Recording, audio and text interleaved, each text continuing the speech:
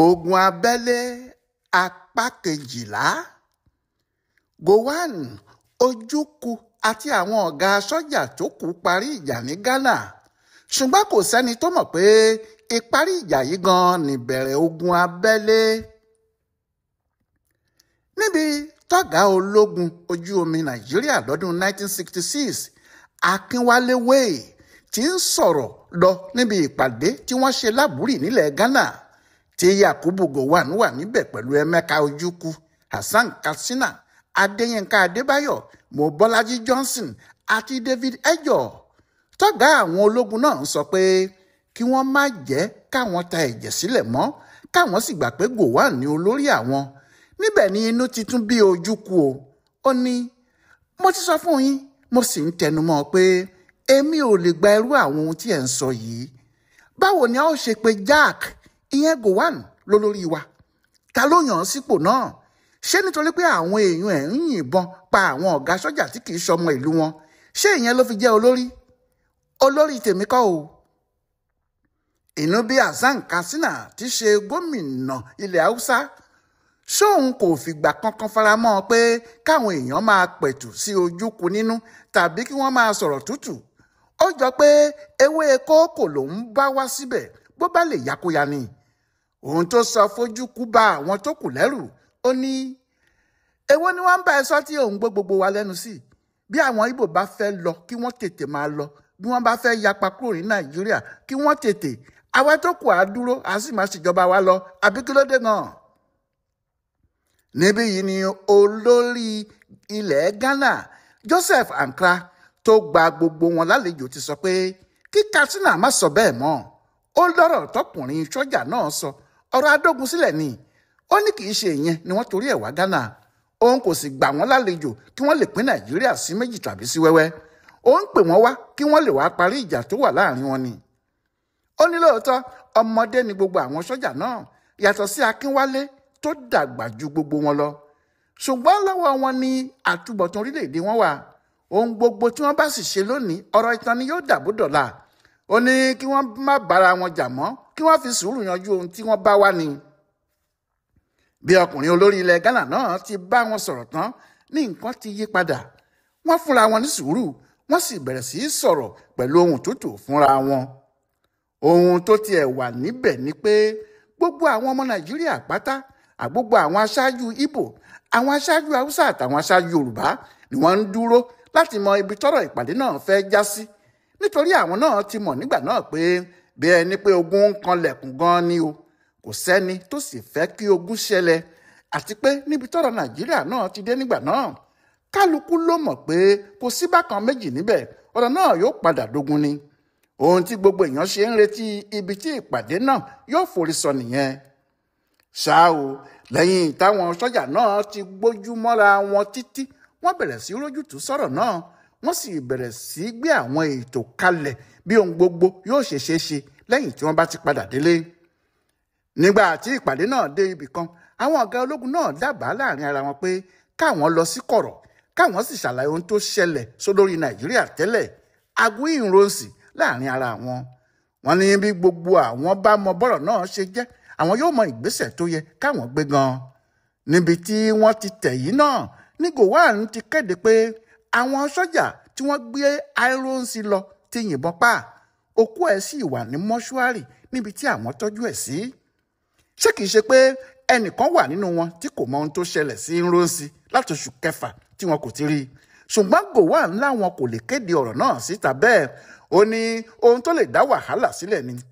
Ṣùgbọ́n ní báyìí tí gbogbo àwọn ti gbọ́, Emeka Ojukwu tọ́rọ̀ kàn jù nítorí pé òun ni gómìnà ilẹ̀ Ìgbò sì ti mọ bí ọ̀rọ̀ ṣe jẹ́. Àwọn yóò kéde ikú ọkùnrin náà bí àwọn bá ti dé Èkó. Àwọn yóò sì ṣètò bí àwọn yóò ṣe sin, táwọn yóò ṣẹ̀yẹ ìkẹyìn fún gẹ́gẹ́ bí olórí Nàìjíríà, tí gbogbo àwọn ọmọ Nàìjíríà yóò sì mọ̀ pé olórí àwọn tẹ́lẹ̀ ti kú. Lẹ́yìn tí wọ́n ti fẹnu ọ̀rọ̀ eléyìí jóná ni wọ́n tún wá bẹ̀rẹ̀ sí mú kinní ọ̀hún níkọ̀ọ̀kan. Àkọ́kọ́ ohun tí wọ́n fọwọ́ sí ni pé Yakubu Gowon yóò ṣòfin tuntun tí wọ́n bá ti dẹ́kọ̀ọ́. Òfin náà sì gbọ́dọ̀ jáde kó tó dọjọ́ 21 oṣù kínní ọdún 1967. Ìyẹn ni pé ọ̀sẹ̀ méjì péré ni wọ́n fún Gowon kó kéde òfin náà. òfin náà ni pé wọn yóò dá Nàìjíríà padà sí bó ṣe wà kó tó dọjọ́ 15 oṣù kínní ọdún 1966, ìyẹn ọjọ́ táwọn sọ́jà kọ́kọ́ fìbọn gbàjọba lọ́wọ́ àwọn olóṣèlú. Báwo ni Nàìjíríà ṣe wà kó tó dìgbà náà? Ọ̀nà 4 ni wọ́n pín Nàìjíríà sí: ilẹ̀ Haúsá, ilẹ̀ Yorùbá, ilẹ̀ Ìgbò àti ilẹ̀ Midwest. Ohun tó wá ṣẹlẹ̀ ni pé àwọn ìpínlẹ̀ mẹ́rẹ̀ẹ̀rin yìí ní òmìnira tó dáa. Ohun tó bá wù wọ́n ni wọ́n ń ṣe láàyè àti ní ìpínlẹ̀ wọn. Òmìnira tó wà nígbà náà ni pé kálukú ló ń pa owó rẹ̀ tó sì ń ná. Owó díẹ̀ ni wọ́n ń fún ìjọba àpapọ̀. Bẹ́ẹ̀ náà làwọn ètò oríṣiríṣi wà tó jẹ́ ó ṣeé ṣe kí wọ́n máa ṣe ní ìpínlẹ̀ kan ṣùgbọ́n kí wọ́n má ṣe ní ìpínlẹ̀ míì. Nígbà náà bó ti wuni làá ṣèmàlẹ́ ẹni ní o. Oníkálukú ń ṣe tiẹ̀ lọ́tọ̀ ni. Ìjọba àpapọ̀ kò sì lágbára púpọ̀ lórí àwọn ìjọba ìpínlẹ̀ rárá. Ètò tí wọ́n ń ṣe yìí ló jẹ́ kí kálukú lè ṣèjọba tàdúgbò tiẹ̀ láì ní wàhálà kankan. Ṣùgbọ́n nígbà tí Nronsi gbàjọba, ó ní ìjọba àpapọ̀ ló gbọ́dọ̀ lágbára jù. Àbẹ́ ìjọba àpapọ̀ ní kí gbogbo ìpínlẹ̀ wà. Wọn kò sì gbọ́dọ̀ ṣe ohunkóhun tí ìjọba àpapọ̀ kò bá fọwọ́ sí. Ìyẹn ni unitary government. Ètò ìjọba tí Nronsi ṣe yìí làwọn Haúsá ló bí àwọn nínú, tí wọ́n sì torí ẹ̀ dá wàhálà sílẹ̀, tí wọ́n ń pa àwọn ọmọ Ìgbò, tí wọ́n sì fi bẹ́ẹ̀ gbàjọba lọ́wọ́ Nronsi. Ṣùgbọ́n nígbà tí Gowon gbàjọba, táwọn Haúsá sì rí pé agbára ti wà lọ́wọ́ àwọn kò bínú nítorí òfin náà mọ́. Ṣùgbọ́n nígbà tí Gowon gbàjọba, táwọn Haúsá ti rí pé agbára ti wà lọ́wọ́ wọn kò bínú nítorí òfin náà mọ́. Wọn lófin tó dáa jù fún Nàìjíríà ni kó ohun gbogbo wà lábẹ́ ìjọba àpapọ̀ nìkan làwọn faramọ́. Eléyìí wà nínú àwọn ohun tó ń bí ojúkú nínú. Ṣùgbọ́n níbi ìpàdé tí wọ́n ṣe ní Ghana, Gowon tí í ṣe olórí Nàìjíríà àtàwọn gómìnà gbogbo tí wọ́n jọ wà níbẹ̀ fọwọ́ sí pé àwọn kò lo òfin náà mọ́, kí àdúgbò gbogbo máa dá ìjọba rẹ̀ ṣe nìkan ló lè dára. Wọ́n ní tí Gowon bá ti dẹ́kọ̀ọ́ padà kó tètè gbé òfin tuntun náà jáde bí àwọn ti fọwọ́ sí. Ohun pàtàkì míì tí wọ́n tún fẹnu ẹ̀ jóná nípàdé yìí ni pé kíjọba Gowon tètè dá ìgbìmọ̀ tó ń ṣàpérò lórí òfin ilẹ̀ wa tí wọ́n gbé dìde tẹ́lẹ̀ padà sẹ́nu iṣẹ́, kí wọ́n máa ṣiṣẹ́, kí wọ́n sì lè ṣètò òfin tuntun tí Nàìjíríà yóò máa lò. Òfin tí kálukú yóò máa tẹ̀lé yàtọ̀ sí irú àwọn òfin tí à ń lò tẹ́lẹ̀ tó dá wàhálà sáàárín àwọn. Kò sóhun tójú kò ń fẹ́ ju kí wọ́n ṣòfin tí yóò fààyè gba kálukú láti máa ṣe ìjọba rẹ̀ lọ́tọ̀ọ̀tọ̀. Ṣóhun táwọn Haúsá náà ń fẹ́ tẹ́lẹ̀ kíjọba tó dé ọwọ́ wọn nìyẹn. Lóòótọ́ wọ́n ti sọ pé kí Gowon sáré lọ gbé òfin ológun jáde lórí ìpín náà, ṣùgbọ́n àwọn náà mọ̀ pé ìyẹn kò tí ì wọ inú ìwé òfin Nàìjíríà. Ìpàdé àpérò lórí òfin ló lè ṣe ìyẹn yanjú. Nítorí bẹ́ẹ̀ làwọn ológun náà ṣe pé kí wọ́n tètè pe àwọn tí wọ́n ń ṣòfin náà jọ kí wọ́n bẹ̀rẹ̀ iṣẹ́ wọn kíá. Èyí nìkan kọ́ ni wọ́n sọ. Wọ́n fẹnu kò pé kíjọba Gowon máa sanwó oṣù fún gbogbo àwọn tí wọ́n wà lẹ́nu iṣẹ́ ìjọba, pàápàá àwọn ọmọ Ìgbò tí wàhálà ti lé kúrò níbi tí wọ́n ti ń ṣiṣẹ́. Wọ́n gbà pé dandan ni kí wọ́n sanwó oṣù fún wọn, kí kálukú sì padà sẹ́nu iṣẹ́ rẹ̀ láti máa bá iṣẹ́ lọ. Yàtọ̀ sí èyí, àwọn tí wọ́n lé kúrò níbi tí wọ́n ń gbé ṣùgbọ́n tí wọn kì í ṣe òṣìṣẹ́ ìjọba, tí wọ́n ti wọlé wọn tàbí wọ́n bà ṣọ́ọ̀bù wọn jẹ́, tí wọ́n sì ti jí ẹrù wọn kó lọ. Àwọn tí wọ́n ṣèpàdé náà ní dandan ni kíjọba wá nǹkan ṣe fún wọn bí wọ́n bá ti padà délé. Ìyẹn náà gbọ́dọ̀ wà nínú òfin tí Gowon yóò kéde. Èyí tó wá tún dáa jù nínú àwọn ọ̀rọ̀ tí wọ́n sọ, tí wọ́n sì pinnu lé lórí, tí wọ́n sì sọ pé Gowon yóò sọ dòfin tí wọ́n bá ti padà dé Nàìjíríà náà ni pé Gowon yóò ṣòfin pé wọn kò gbọ́dọ̀ fagbára ìbọn tàbí tipátipá mú ẹnikẹ́ni láti ṣe ohunkóhun. Bẹ́ẹ̀ ni wọn kò gbọ́dọ̀ fìbọn pa ẹnikẹ́ni. Ó sì gbọ́dọ̀ wà nínú òfin náà pé sọ́jà tàbí aráàlú tó bá pa ọmọ ẹ̀yà míì lásìkò tí a wà yìí, pípa ni wọn yóò pa òun náà ní kíákíá. Kódà kó má ṣòun nìkan, kó jẹ́ èèyàn 10 tàbí jù bẹ́ẹ̀ lọ, pípa ni wọn yóò pa gbogbo wọn. Gbogbo èèyàn ló mọ̀ pé àwọn sọ́jà Haúsá tí wọ́n ń pa àwọn sọ́jà Ìgbò ní òfin náà wà fún, pẹ̀lú àwọn mọ́là tó ń pa àwọn Ìgbò nílùú tiwọn. Ṣùgbọ́n kálukú ló gbà pé òfin náà dáa. Wọ́n lóhun tí yóò fọkàn àwọn èèyàn tí kì í ṣe Haúsá balẹ̀ níbi tí wọ́n bá ń gbé nìyẹn. Àwọn kókó ọ̀rọ̀ tí wọ́n fẹnu rẹ̀ jóná níbi ìpàdé tí wọ́n ṣe nílùú Àbúrì ní Ghana nìwọ̀nyí. Òfin náà tẹ́ gbogbo àwọn tí wọ́n wà níbẹ̀ lọ́rùn débi pé níṣe ni Yakubu Gowon àti Emeka Ojukwu dì mọ́ra wọn. Ìjà ti parí. Ojukwu fi gbogbo àwọn èèyàn tí wọ́n wà níbẹ̀ lọ́kàn balẹ̀ pé kò sógun mọ́, kò sọ́tẹ̀ mọ́, bí òun bá ti délé Yakubu Gowon lòun yóò máa retí bó bá ti gbé àwọn òfin náà jáde òun yóò kéde fún gbogbo èèyàn. Ó sì dá òun lójú pé inú àwọn ọmọ Ìgbò gbogbo ni yóò dùn. Nígbà náà ni kálukú yóò rí ara rẹ̀ bí ọmọ Nàìjíríà, ohun gbogbo yóò sì padà síbi tàtijọ́. Ọjọ́ 7 oṣù kínní ọdún 1967 ni wọ́n parí ìpàdé náà. Tẹ̀ríntẹ̀rín tọ̀yàyà ni wọ́n sì fi túká. Bí inú Gowon ti ń dùn ni inú Ojukwu náà ń dùn. Àwọn gómìnà tó kù Bob ìyẹn Adéyínká Adébáyọ̀, Hasan Katsina, Dave ìyẹn David Ejò àti Akínwálé Wayne sì ń dúpẹ́ lọ́wọ́ Ọlọ́run pé ọ̀rọ̀ Nàìjíríà ti yọ sí rere. Ṣùgbọ́n ẹni tínú ẹ̀ dùn jù ni Joe Ankara. Ṣóun ló pè pàdé, òun ló dá sọ̀rọ̀ Nàìjíríà láti Ghana, òun gan láńgẹ́lì Ọlọ́run rán sáwọn olórí Nàìjíríà ìgbà náà. Inú ẹ̀ sì dùn pé lọ́dọ̀ òun nìjà náà ti parí. Báyìí ni gbogbo àwọn ológun yìí padà sí Nàìjíríà. Inú àwọn èèyàn gbogbo ló sì dùn pé ìjà parí. Ohun tí wọ́n ń retí báyìí ni kí Gowon gbé àwọn òfin tuntun yìí jáde. Ṣùgbọ́n irọ́ ni o. Ọ̀sẹ̀ kìíní kọjá, ọ̀sẹ̀ kejì kọjá, ọ̀sẹ̀ kẹta tẹ̀lé, bẹ́ẹ̀ lọ̀sẹ̀ kẹrin tọ̀ ọ́ lẹ́yìn. Gowon kò gbé òfin tuntun kan jáde o. Níbẹ̀ ni wàhálà ti dé. Ojukwu faraya, ó lóun kò gbà mọ́.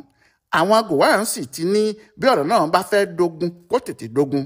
Ṣùgbọ́n kí ló dé tí Gowon kò mú àdéhùn tó bá wọn ṣe ní àbúrìṣẹ? Àwọn nǹkan kan ló ṣẹlẹ̀ o. Nígbà tí wọ́n kọ́kọ́ dé, níṣe ni Gowon sáré kéde fún gbogbo ìlú pé olórí Nàìjíríà tẹ́lẹ̀ Aguiyi Ironsi ti kú o. Ó ṣàlàyé pé àwọn sọ́jà tí wọ́n jí gbé ni wọ́n pa á. Bí wọ́n sì ti pa á tán ni wọ́n gbé e lọ sọ́nà jíjìn kó tó di pé àwọn padà rí wọn. Ohun tó wá ń dùn ìjọba àpapọ̀ jù ni pé àwọn kò rí àwọn sọ́jà náà mú nítorí àwọn ìpáǹlé inú sọ́jà ni wọ́n ṣiṣẹ́ náà. Gowon kéde pé ohun tó kù fún gbogbo ọmọ Nàìjíríà báyìí ni láti gbàgbé ọ̀rọ̀ àtẹ̀yìnwá kí wọ́n jẹ́ káwọn máa lọ síwájú kí ohun gbogbo lè ṣeé ṣe. Gowon kéde pé òun àtàwọn ẹlẹgbẹ́ òun ti pinnu pé àwọn yóò sì kó Ironsi pẹ̀lú ẹ̀yẹ tó tọ́ sí olórí orílẹ̀-èdè àti pé látìgbà náà òun Yakubu Gowon ni olórí Nàìjíríà tuntun, òun kì í ṣe adelé mọ́. Kò ju ọ̀sẹ̀ kan tí wọ́n tìlú Àbúrì dé tí wọ́n fi kéde báyìí o. Eléyìí sì fi gbogbo àwọn tí wọ́n jọ lọ síbi ìpàdé náà lọ́kàn balẹ̀ pé ohun táwọn sọ lọ́hùn ni Gowon ti bẹ̀rẹ̀ sí í múṣẹ yẹn. Kíá ni wọ́n ti gbé òkú Ironsi jáde, wọ́n sì sin ní ọjọ́ 23 oṣù kínní ọdún 1967. Ẹ̀yẹ ńlá táwọn ológun máa ń ṣe fún ọ̀gá àgbà tó bá kú sì ni gbogbo ológun Nàìjíríà ṣe fún un. Àtàwọn ológun ojú omi o, àtàwọn ológun òfurufú o, gbogbo wọn náà ló ṣẹ̀yẹ fún un. Bó tiẹ̀ jẹ́ pé tàwọn sọ́jà ló pọ̀ jù níbẹ̀. Lọ́jọ́ tí wọ́n ń sin Ironsi yìí, inú àwọn ọmọ Ìgbò bàjẹ́ gan o. Pàápàá nígbà tí wọ́n gbọ́ iye àwọn ọmọ wọn tí wọ́n jẹ́ ọ̀gá sọ́jà tí wọ́n kú sídìí ọ̀rọ̀ náà. Lọ́rọ̀ kan wọ́n sin Ironsi, àwọn èèyàn sì ń rò pé ọjọ́ 3 péré ló kù tí ìkéde ńlá tibí yóò fi jáde. Ìyẹn òfin tí yóò de gbogbo ohun tí wọ́n ti fẹnu ẹ̀ jóná ní Àbúrì. Ṣé bí kò bá sí yẹn, gbogbo ohun tí wọ́n sọ ní Ghana náà bí ìgbà tí wọ́n kàn ń fẹnu lu ẹnu lásán ni. Ìyẹn ni gbogbo èèyàn ṣe ń retí pé òfin náà yóò jáde. Tó bá sì ti jáde, ìgbà ọ̀tun yóò padà sí Nàìjíríà nítorí ohun gbogbo yóò padà lákọ̀tun. Ojú ti bẹ̀rẹ̀ sí pọ́n àwọn ọmọ Ìgbò. Àwọn ọmọ Ìgbò tí wọ́n ti gbọ́ ìdí ọ̀rọ̀ náà, wọ́n fẹ́ padà sídìí iṣẹ́ ajé wọn. Bẹ́ẹ̀ bí kò bá sófin yìí, kò sí ohun táwọn ọmọ Ìgbò náà lè ṣe. Ohun tí àwọn kò mọ̀ ni pé bí Gowon ti dé kó tó jókòó rárá làwọn aṣáájú Haúsá ti gbọ́ gbogbo ohun tí wọ́n ṣe ní Ghana. Wọ́n ti gbọ́ látọ̀dọ̀ Hasan Katsina. Wọ́n sì ti ní àwọn ò faramọ́. Wọ́n ní Nàìjíríà ti wà lọ́wọ́ àwọn. Yakubu Gowon kò sì gbọ́dọ̀ jẹ́ kó bọ́ mọ́ àwọn lọ́wọ́. Bí bẹ́ẹ̀ kọ́, kí Muritala Muhammed gbàjọba náà padà lọ́wọ́ ẹ̀ bó bá mọ̀ wípé apá òun ò ka. Ohun tí èyí túmọ̀ sí ni pé wọn yóò yìnbọn pa Gowon náà ni kí Muritala lè gbàjọba. Wọ́n ní kí Gowon mọ bí yóò ti yọ ara ẹ̀ kúrò nínú ohun tó kó ara ẹ̀ sí yẹn o. Paríparí ẹ̀ ni pé èyí táwọn Haúsá sọ yìí náà làwọn aṣojú Britain, àwọn aṣojú ilẹ̀ Gẹ̀ẹ́sì nílẹ̀ wa fọwọ́ sí. Wọ́n ní Nàìjíríà ti wà lọ́wọ́ àwọn Haúsá kí wọ́n má jẹ́ kó bọ́ mọ́ wọn lọ́wọ́ o. Nígbà náà ni Gowon pe àwọn tí wọ́n jẹ́ ọ̀gá níbi iṣẹ́ ìjọba jọ. ìyẹn àwọn tí wọ́n ń pè ní permanent secretary nígbà náà. Bákan náà ni wọ́n fọ̀rọ̀ náà lọ adájọ́ àgbà ilẹ̀ yìí Adétòkunbọ̀ Adémọ́lá tó sì ṣàlàyé gbogbo ohun tí wọ́n bá bọ̀ nípàdé náà fún wọn. Ṣùgbọ́n báwọn náà ti gbọ́rọ̀ yìí bẹ́ẹ̀ náà làwọn náà tún fárígá. Wọ́n ní èwo ni Gowon lọ ṣe fúnra ẹ̀ yìí. Ó ní wọ́n bá kó àwọn ìwé jọ̀ràn kan jáde wọ́n gbé e fún Gowon. Wọ́n ní kó máa ka àwọn ìwé náà kó lè mọ ìtumọ̀ ohun tí òun ṣe. Ó ní Gowon náà bá sinmi o. Àwọn tí wọ́n jọ lọ sí Àbúrì ń retí òfin. Òun kò yáa dá wọn lóhùn. Oṣù kínní lọ, oṣù kejì lọ, oṣù kẹta sì tẹ̀lé. Nígbà náà làwọn ọmọ Ìgbò mọ̀ pé tàwọn ti bá àwọn. Wọ́n mọ̀ pé Gowon kò ní mú ìlérí ẹ̀ṣẹ̀ mọ́. Nígbà náà ni Ojukwu bẹ̀rẹ̀ sí kó àwọn fọ́tò burúkú kan báyìí jáde. Àwọn fọ́tò náà kò ṣeé wò lójú. Àwọn fọ́tò àwọn ọmọ Ìgbò ní gbogbo ẹ̀. Àwọn fọ́tò àwọn tí wọ́n ṣáládàá, àwọn tí wọ́n gé lórí, àwọn tí wọ́n gé lẹ́sẹ̀, àwọn tí wọ́n ti sọ di aláàbò ara àti bẹ́ẹ̀ bẹ́ẹ̀ lọ. Ojukwu ń kó àwọn fọ́tò wọ̀nyí jáde. Wọ́n ń tẹ̀ wọ́n sínú àwọn ìwé ìròyìn àdúgbò wọn lọ́hùn-ún. Bẹ́ẹ̀ náà ló ń jáde síta láti fi hàn gbogbo ayé ohun táwọn Haúsá fojú àwọn ọmọ Ìgbò rí nílùú wọn. Kò sẹ́ni tó rí àwọn fọ́tò yìí tára wọn kò bù máṣọ. Àwọn ará ilẹ̀ òkèrè yàtọ̀ sáwọn òyìnbó Britain sì bẹ̀rẹ̀ sí sọ̀rọ̀ ìjọba Gowon láìda. Fọ́tò náà bẹ̀rẹ̀ sí mú kí ìbínú àwọn ọmọ Ìgbò pàápàá rú sókè. Àwọn náà sì bẹ̀rẹ̀ sí sọ fúnra wọn pé àwọn ò fẹ́ Nàìjíríà mọ́. Àwọn fẹ́ yapa kúrò lára Nàìjíríà. Bí ọ̀rọ̀ bá sì fẹ́ dogun kó tètè dogun o. Fọ́tò yìí ni Ojukwu fi ta gbogbo ayé jì tó sì fi kó àwọn ọmọ Ìgbò jọ lójú kan tí gbogbo wọn ń pariwo pé àwọn fẹ́ kúrò ní Nàìjíríà ó jàre. Nígbà tí Gowon rí i pé ọ̀rọ̀ ti ń dà báyìí, ó tún sáré kó àwọn èèyàn rẹ̀ jọ. Wọ́n sì yí ọ̀pọ̀lọpọ̀ àwọn nǹkan tí wọ́n sọ ní Àbúrì padà.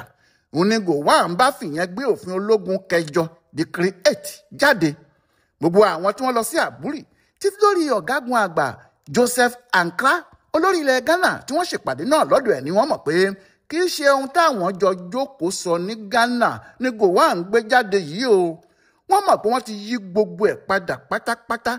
Wọ́n ti sọ̀rọ̀ náà di nǹkan míì. Wọ́n kò sọ̀rọ̀ owó tí wọ́n sọ pé wọ́n fẹ́ san fáwọn ọmọ Ìgbò tí wọ́n lé nílẹ̀ Haúsá. Wọ́n kò sọ̀rọ̀ òfin tó di ẹni tó bá pààyàn nípakúpamọ́. Bẹ́ẹ̀ lọ̀rọ̀ kíkálukú máa dá ìpínlẹ̀ ṣe kò sì wáyé nínú òfin Gowon tuntun.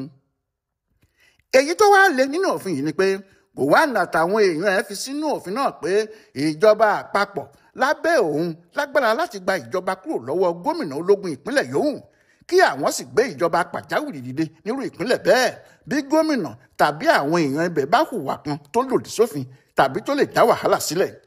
Ohun tí òfin náà túmọ̀ sí ni pé gbogbo ìjọba ìpínlẹ̀ gbogbo ló wà lábẹ́ Gowon. Níbikíbi tí wọ́n bá sì ti dáná wàhálà kankan ó lè pàṣẹ kí wọ́n lé gbogbo àwọn tí wọ́n ń ṣèjọba níbẹ̀ dànù tí wọn yóò sì gbé ìjọba pàjáwìrì míì dìde fún wọn níbẹ̀.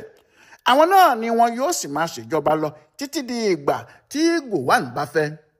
Bí òwe bá jọ òwe ẹni bí a kò bá lè dáhùn ẹ̀rù ìjà ló ń ba onítọ̀hún. Ojukwu mọ̀ pé òun ni Gowon fi òfin tuntun náà pòwe mọ́ àti pé bí òun bá pẹ́ kóun tó gbé ìgbésẹ̀ Gowon yóò ká òun mọ ibi tí kò dáa. Kíá ni Ojukwu gbé òfin tirẹ̀ náà dìde. Òun náà sì pé ní òfin ológun ilẹ̀ Ìgbò. Ṣé látìgbà tí wọ́n ti ń fa ọ̀rọ̀ yìí ìyẹn látìgbà tí Gowon ti gbàjọba tí Ojukwu sì ti sọ pé òun kò gbà á lọ́gàá òun, Gowon kò fowó oṣooṣù tó tọ́ sí ilẹ̀ Ìgbò ránṣẹ́ sí Ojukwu. Wọn kò rí owó ná níbẹ̀. Ìwọ̀nba owó tí wọ́n ń rí ni wọ́n ń ná. Nítorí bẹ́ẹ̀ ìpàdé Àbúrì ni wọ́n gbójúlé tí wọ́n sì fi mọ̀ pé Gowon yóò padà san gbogbo owó àwọn ohun tí àwọn fẹnu sí nìyẹn. Ṣùgbọ́n níwọ̀n ìgbà tí Gowon kò ti tẹ̀lé òfin Àbúrì mọ́, Ojukwu gbé òfin tirẹ̀ jáde. Òfin gbígba owó wọlé ni. Òfin yìí ló fún ìjọba ilẹ̀ Ìgbò láṣẹ láti gba gbogbo owó tí wọ́n bá ń pa ní ilẹ̀ náà tó sì fòfin de iléeṣẹ́ tàbí ẹnikẹ́ni láti máa sanwó kankan fún ìjọba àpapọ̀ tàbí láti kó owó tí wọ́n bá pa nílẹ̀ Ìgbò lọ síbikíbi. Gbogbo owó tó bá wọlé nílẹ̀ Ìgbò, ilẹ̀ Ìgbò náà ni wọ́n ti gbọ́dọ̀ ná. Ojukwu ṣòfin náà pé bí ẹnikẹ́ni bá kówó àwọn lọ sípínlẹ̀ tàbí ibòmíì, ìmú ọ̀bàyéjẹ́ ni àwọn yóò mú o. Ohun tójú ẹ̀ bá sì rí àjẹ́ pé òun ló fúnra ẹ̀ wá. Inú bí Gowon lẹ́kọ̀ọ́ nígbà tó gbọ́ nípa òfin yìí. Òun àtàwọn èèyàn ẹ̀ sì jókòó. Wọ́n fi òfin ńlá de Emeka Ojukwu àti ilẹ̀ Ìgbò. Òfin tó kọ́kọ́ gbé jáde lẹ́sẹ̀kẹsẹ̀ ni láti ti ẹnubodè Nàìjíríà tó já sí Cameroon pa. Ṣé ilẹ̀ Ìgbò lélẹ́yìí wà? Pẹ̀lú òfin yìí ohunkóhun kò lè wọlé sílẹ̀ Ìgbò, bẹ́ẹ̀ ni kò sóhun tó lè jáde níbẹ̀. Ìyẹn nìkan kọ́ o, Gowon dá àwọn ọmọ ogun ojú omi sí ibùdókọ̀ ojú omi ní Port Harcourt àti Calabar, kò sì jẹ́ kí ohunkóhun kọjá sílẹ̀ Ìgbò. Bákan náà ni aeroplane nìkan tó jẹ́ ti Nàìjíríà kò ní balẹ̀ sílẹ̀ Ìgbò mọ́ o. Kò sì sí èyí tó lè gbéra láti ibẹ̀ wá sí ibikíbi ní Nàìjíríà. Gowon fòfin de gbogbo dúkìá àti owó ilẹ̀ Ìgbò tó wà ní Nàìjíríà. Ó ní ó ti di tìjọba àpapọ̀. Gbogbo àwọn ọ̀gá sọ́jà tí wọ́n jẹ́ ọmọ Ìgbò tí wọ́n wà lẹ́yìn odi ní Gowon pè padà wá sílé lójú ẹsẹ̀. Ó yọ wọ́n kúrò lẹ́nu iṣẹ́ wọn. Gbogbo àwọn òṣìṣẹ́ ìjọba àpapọ̀ tí wọ́n ti gbé lọ sí ilẹ̀ Ìgbò ní Gowon fagilé gbogbo ìwé ìrìnnà wọn. Ìyẹn ni pé kò sí ibi kankan tí wọ́n lè jáde lọ. Bẹ́ẹ̀ ni Gowon tilẹ̀kùn mọ́ wọn nílẹ̀ Ìgbò. Ó fi kọ́kọ́rọ́ ẹ̀ pamọ́, kò sì jẹ́ kí ẹnikẹ́ni lè rí ibi bá jáde. Nígbà náà gan ni tòlótòló gbé ọmọ adìyẹ mi. Ọ̀rọ̀ náà wá tó sọ wàyí, ogun abẹ́lé ti dé o. Ẹ tún máa pàdé wa láìpẹ́ jọjọ. Ọláyíwọlá Alága ló ń ṣàlàyé ogun abẹ́lé yìí fún àkọsílẹ̀ ibùdó àgbáyé fún àṣà àtìṣe Yorùbá World Center nínú ọgbà Yunifásítì Ìbàdàn. Ẹ kú déédé àkókò yìí o.